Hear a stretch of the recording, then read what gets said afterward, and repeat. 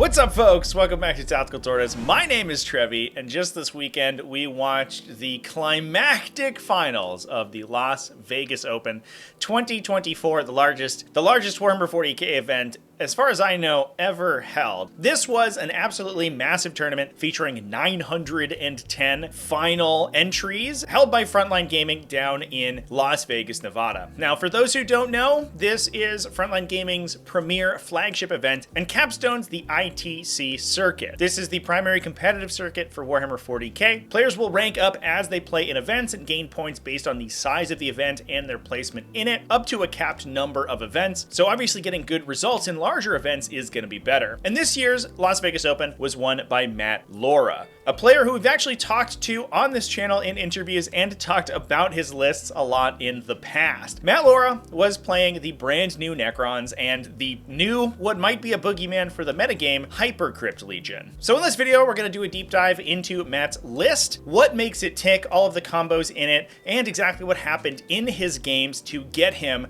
to his undefeated record at the biggest Warhammer 40k event of the year. Let's dive into it. Now, what are the benefits of Hypercrypt Legion? The biggest one is the ability to redeploy or do an uppy-downy on anything in the army. Any unit at the end of your opponent's turn can go into strategic reserve. Now, there's a couple weird idiosyncrasies with this ability. If you're using it at the start of the first battle round, so your opponent has gone first, and you use the ability at the bottom of the first turn, generally speaking, you're not able to bring that unit in on the same turn, unless it has Deep Strike. If it has Deep Strike, not only can it come in the first battle round, but it can also use its Deep Strike deployment to set up on the table, meaning that it's able to redeploy from anywhere on the table to anywhere outside 9 inches of enemies. If it doesn't have Deep Strike, it has to wait until the second battle round to redeploy, and it has to come in 6 inches outside of a table edge, use all of the normal strategic reserve rules. Now, there is a way to get around this, and this is one of the most powerful stratagems in the detachment, that being Cosmic Precision. This allows the unit that is hyper-phasing back onto the table to appear anywhere on the battlefield, even outside 6 inches of table edges, that is 3 inches away from enemies. Now, this makes the detachment incredibly maneuverable, incredibly hard to screen, and incredibly good at stealing your objectives away. This means that if you take enough utility units and high OC objective holders, you can absolutely dominate the scoring. You can play tactical objectives and prevent your opponent from scoring big on primary. So that brings us to Matt Laura's list that he registered for the Las Vegas Open. Now, the most important combo in this list is making use of this detachment ability and this stratagem, that being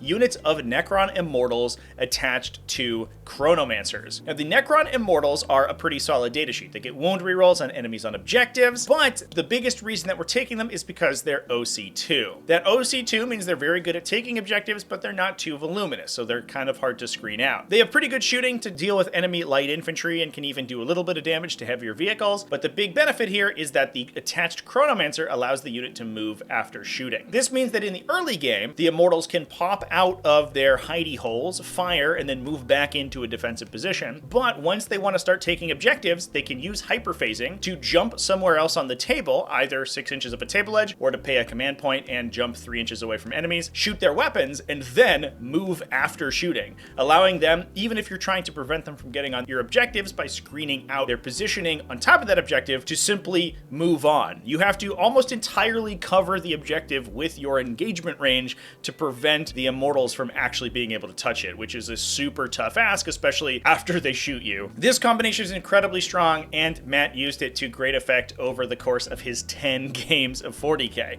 But we also saw the inclusion of a much maligned Necron unit that we haven't seen in competitive play for what is probably years, that being a Necron Monolith rocking 4 Death Rays. The Monolith has Deep Strike built into its datasheet, meaning that when it uses hyperphasing, it's able to come in on the first battle round, and it's able to come in anywhere on the table outside 9 inches of enemies. It can even use Cosmic Precision itself to ignore enemy screens and come in closer than it normally would be able to. It can then use its Eternity Gate to pick up a Necron infantry unit that is already on the battlefield and bring it in outside of engagement range of enemies. Then fire with them and move after firing to steal your opponent's objectives. It's incredibly hard to stop, and it is incredibly powerful. Now, that's not all, because the Monolith has a ton of additional synergies inside the Hypercrypt Legion. This includes some Monolith-specific stratagems like Dimensional Corridor that allows a unit to charge when using the Eternity Gate of a Monolith. Not super useful, since a immortals aren't the greatest combat monsters ever, but still pretty good, as well as quantum deflection, which allows one of your vehicles to gain a 4+ invulnerable save after being targeted.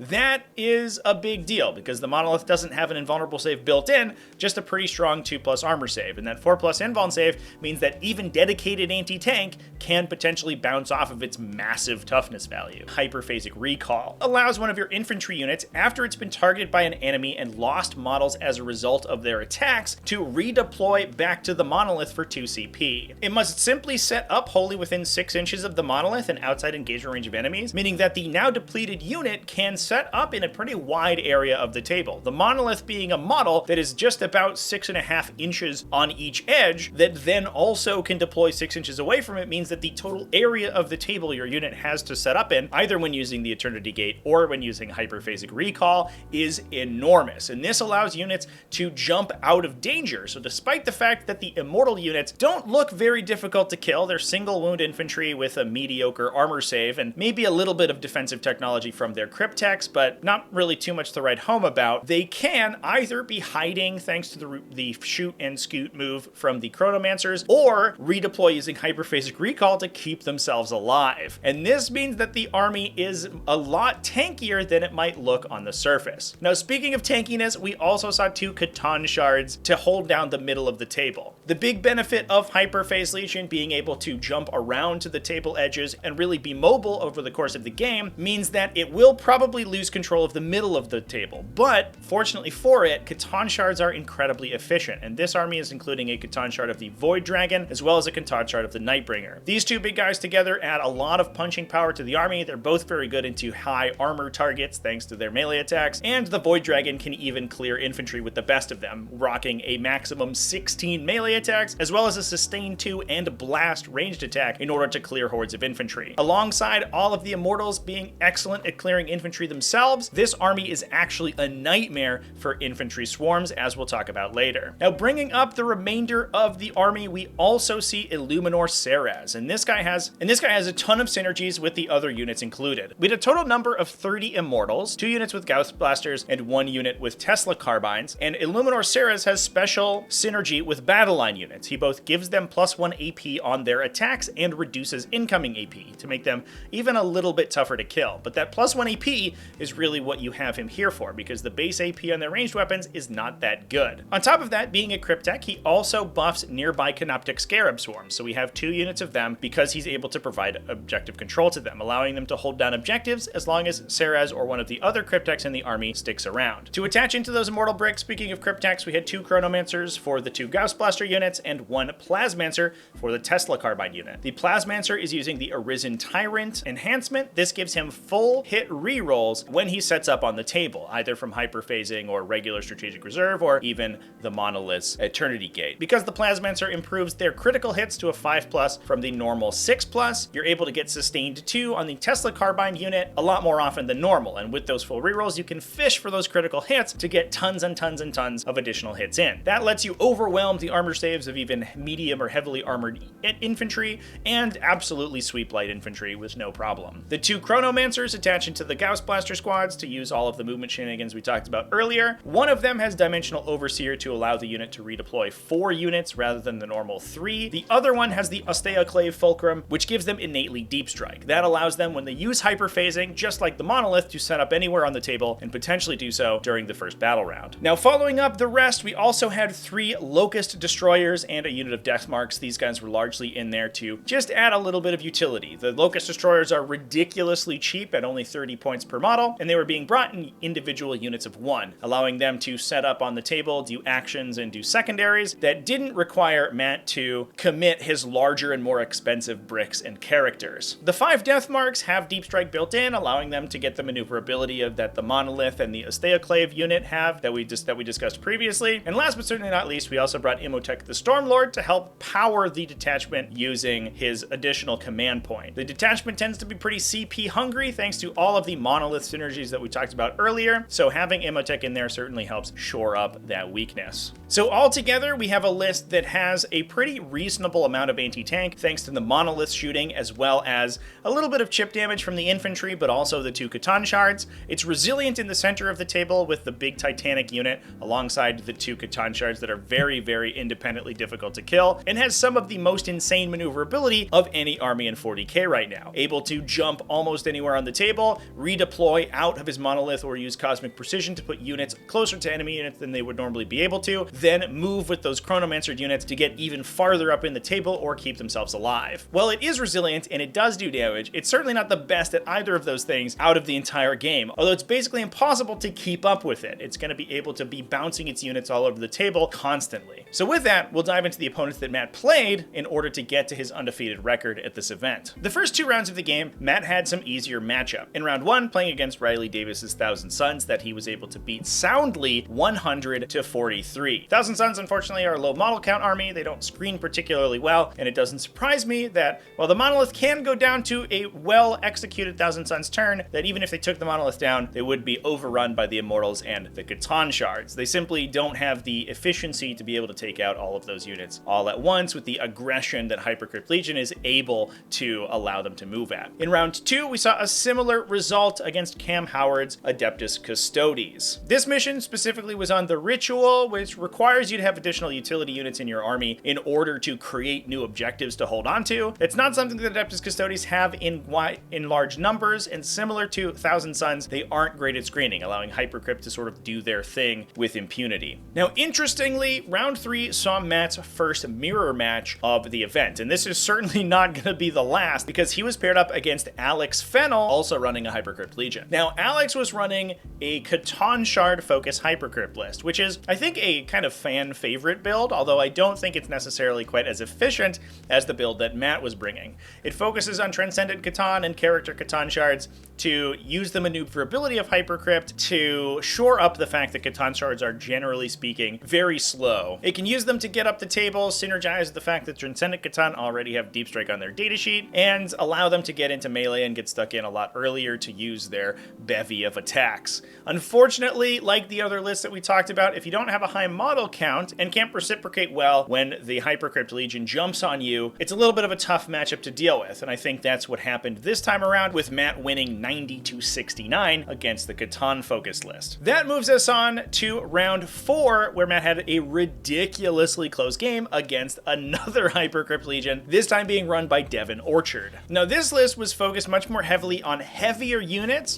like Doomsday Arcs and large units of Locust Destroyers, as well as Canoptech Wraiths. While this gives it a lot more damage output and sustained damage, one thing I think was transformative in this matchup was the insane number of characters that Matt was bringing in his army. That's because they played Sites of Power this round, and that meant that if you could get a character onto an objective and empower it, that objective was worth more victory points for you. With Devin's list only rocking 4 characters, and those characters not necessarily being the most aggressive characters in the faction, that does give the more character-focused Hypercrypt Legion variant a little bit of a leg up. And I think that helped determine the game because Matt won this one by a grand total of 3 victory points, taking it down 74 to 71. The close games continued in round 5, where Matt was paired up against the Australian champion, Matt Morrisoli, who was playing Chaos Space Marines. This one was on supply drop, which can be a little bit of a random mission since objectives disappear over the course of the game, determined at the beginning of the game, but after players have deployed. This can mean it's easy to be out deployed and not even know it, because after you set up your models, whichever objectives will be disappearing later in the game gets determined. And with Hypercrypt Legion to redeploy very quickly over the course of the game, that allows Matt to constantly be dominating the objectives that are remaining as they become more and more valuable. That seems to be incredibly important because this was another ridiculously close one, Matt only taking it down against Matt Morrisoli 65 to 62 victory points. Another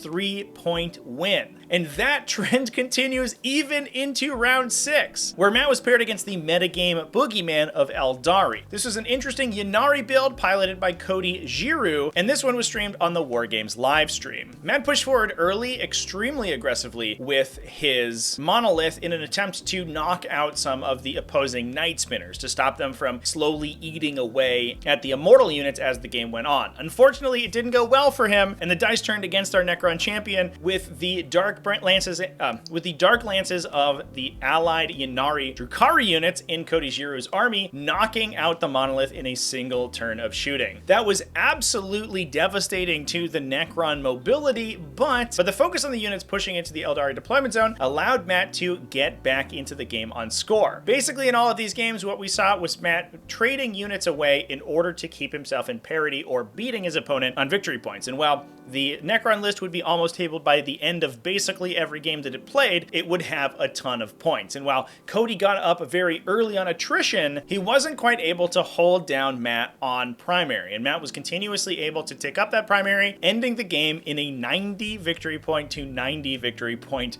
draw. So Matt did not win every single one of his games, but he didn't lose any either. And that draw allowed both these players to move into what is called the Shadow Round. This was the 7th round of the event that was held as round 4 on Saturday, and it was available only to the top 16 players. After the event was cut to top 16, the players were seeded, and the winners of that 7th game would go on to play in the finals cut of top 8 on the final day. Now, I talked about the Shadow Round matchups in a previous video and some of the insane lists that we saw get into the top 16 and the top 8 of LVO 2024, but one of the interesting things that happened with that seeded result was that we got a bunch of mirror matches occur randomly, and one of them was Matt Laura's 3rd mirror match of the event, this one being against Marshall Peterson's Canoptic Court. Now, Marshall Peterson had an absolutely fascinating list that basically took the immortal combo that Matt Laura was using, but pushing it to 11. Canoptic Court allows units with attached Cryptex to reroll all of their wound rolls if you control the majority of objectives in your area of the table, either your deployment zone, center of the table, or your opponent's deployment zone. If you do so, they get their hit rerolls, and they can use that to fish for their critical hit effects, either lethal hits on Gauss units or sustained hits on Tesla units. With attached Plasmancers, that makes that even better, and you can even use Chronomancers to make the units faster and more maneuverable as well. Unfortunately, it doesn't have the same level of maneuverability as well as that hyperphasic recall that we talked about earlier that the Hypercrypt Legion have access to. And combine that with the power of the monolith being difficult for the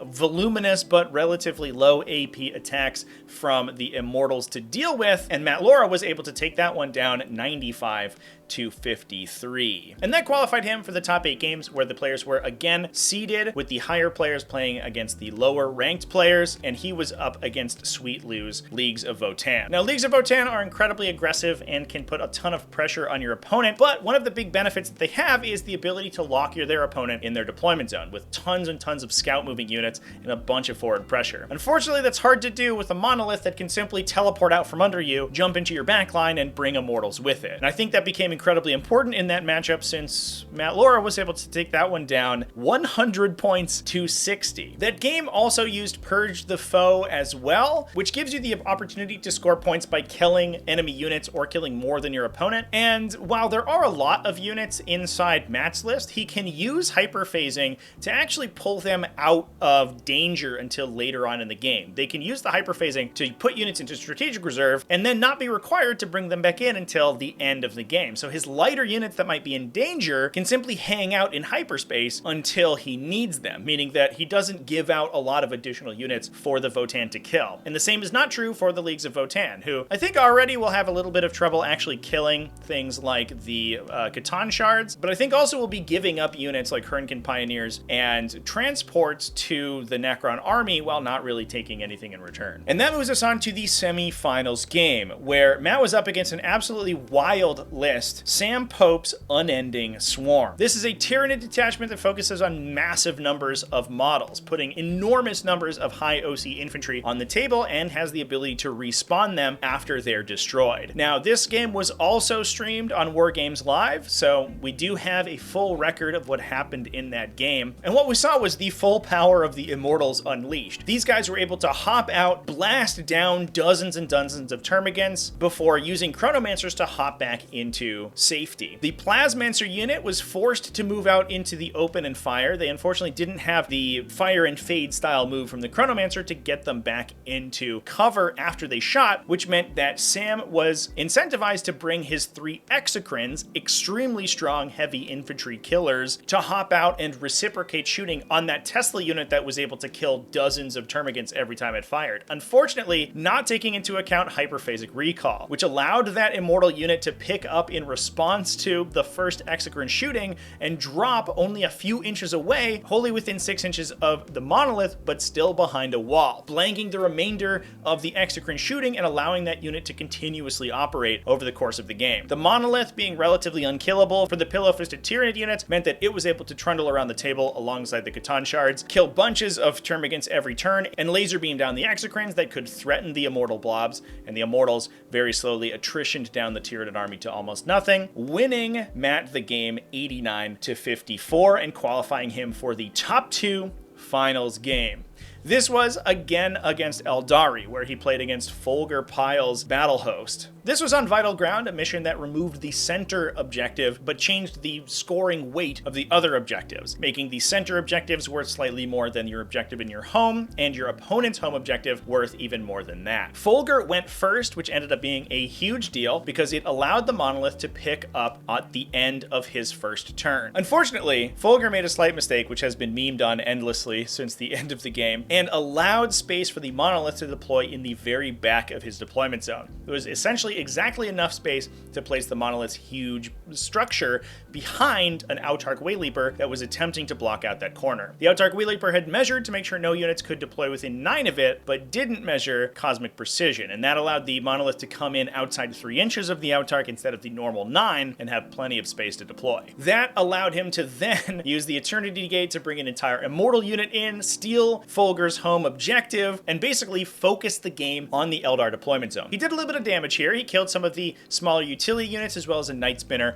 in the Eldar deployment, which is a big deal because Eldar are not an army with a large model count to begin with. However, the big benefit was that it focused the entire game into Folger's own deployment zone. While there were only 2 objectives in the center of the table that Necrons were spending the entire game dominating, what Folger was forced to do was turn his large heavy hitters like the Incarn and his Wraithguard unit around to deal with the Necrons arising from their tombs inside the back of his deployment space. While the monolith did eventually go down, although it survived an extra turn thanks to a lucky Boxcars on a saving throw against the Incarn's melee attack, and the Immortals were killed very quickly, that meant that the Wraithguard were wildly out of position, alongside a lot of the other Eldar units being trapped in the backline. And that allowed Matt to get up enormously on points very early, thanks to holding down 3 objectives to the Eldar's 1. With Matt being the second player and having the benefit of scoring at the end of the 5th round, he always had a scoring advantage, and being able to get up on primary points early meant that all of the pressure was on the Eldar, but they simply didn't have the speed to turn around and get back into the center of the table after having to spend their 2nd and 3rd turns sitting in their deployment zone,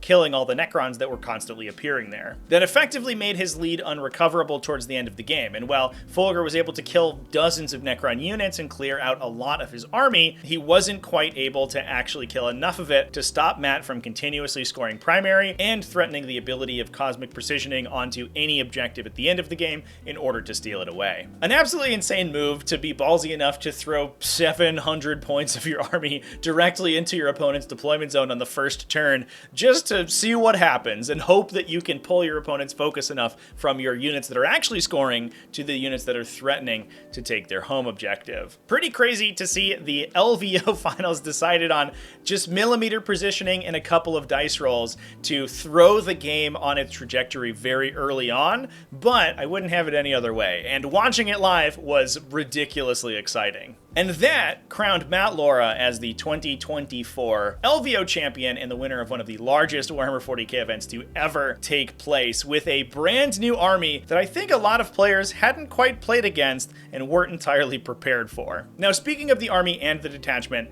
one thing that I want to pull your attention to is the results that Matt ended up taking down. He played the mirror match 3 times. He played against some of the best armies in the game, including several games against Eldari. And most of these results were ridiculously close, to the point that slightly different secondary draws on either player's side could have flipped the result of the game on its head. To me, this means that Hypercrypt Legion definitely looks like it is in the running with these other super strong detachments and armies currently in the metagame, but I think it's too early to say whether or not it is definitively the best. I do think that Matt Laura constructed a ridiculously effective army that's super good at scoring and especially good at pulling itself out of positions where it would normally be losing on objectives, and it's able to win from behind in a big way. But I also think that it's a good list that requires that perfect storm of skill and a little bit of luck in order to go all the way. Especially winning the mirror match several times and some of the larger and tighter games that Matt played goes to show that I think he's the one piloting the list to its victories much more than the other way around. Overall, super cool to see new Necrons coming out swinging onto the 40k field. Let me know down in the comment section what you think about Matt's list and what you think about his win. Big thanks for watching all the way to the end of the video. Thanks as well to everybody who supports the channel and makes these long form videos possible, either over on Patreon at patreon.com/TacticalTortoise, YouTube channel members and Twitch subscribers. All you people are great and I love you. Remember to keep it classy, folks. Have happy wargaming, and remember to screen 3 inches from your table edge in case of cosmic precisioning monoliths.